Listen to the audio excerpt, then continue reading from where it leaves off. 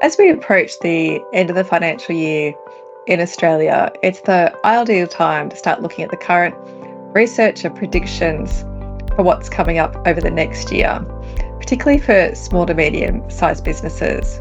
So here are 7 trends to watch and strategies to think about from a people and culture perspective. Number 1 is the economic concerns. So quite interestingly, there's this dual mindset towards the economy.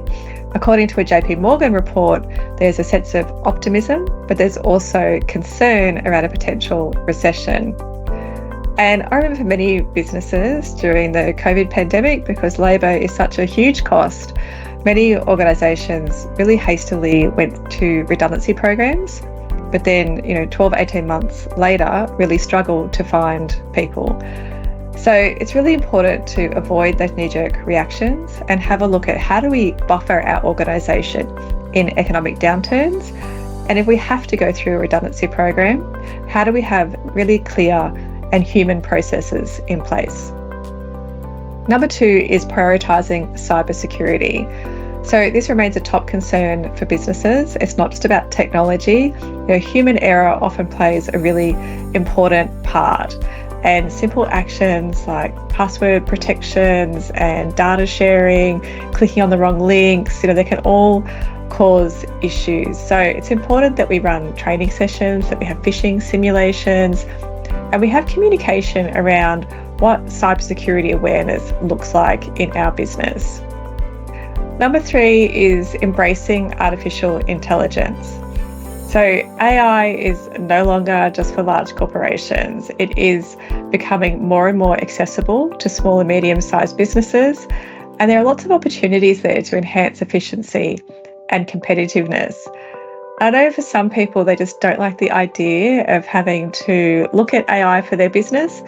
But it reminds me a little bit of when social media first started and people thought, well, that's got nothing to do with my organisation. But social media is now an integral part of everyone's marketing strategies. So we can't discount AI, and it's really important that you have a look at what it is and what it means and what it can do to benefit your business. Next up is regulatory changes. So over the last 2 years, there have been lots of changes in Australia with the Fair Work Act. So it means that as businesses, we need to stay informed and compliant.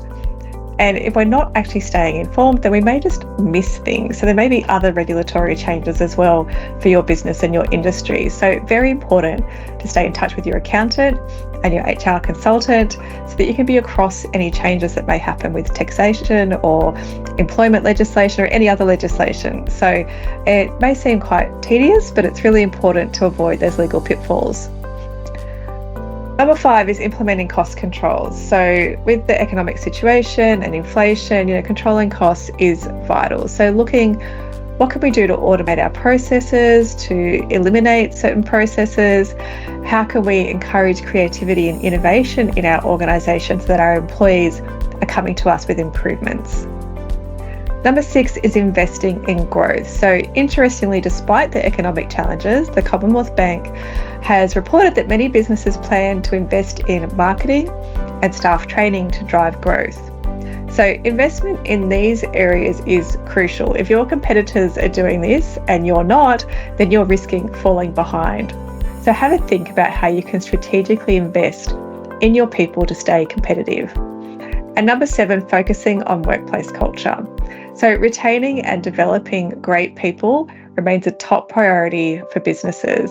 And the last few years have really shown us the challenges of staffing. And if we can't actually get the right people into our business and keep them, it can really impact on our ability to scale. So thinking about how am I being intentional with my workplace culture and making sure that it's going to support our growth. I'd love to hear your thoughts on these trends. Are there any that you disagree with, any that you think are missing and should be on there? Just leave a comment below or connect with me on LinkedIn and we can start a conversation.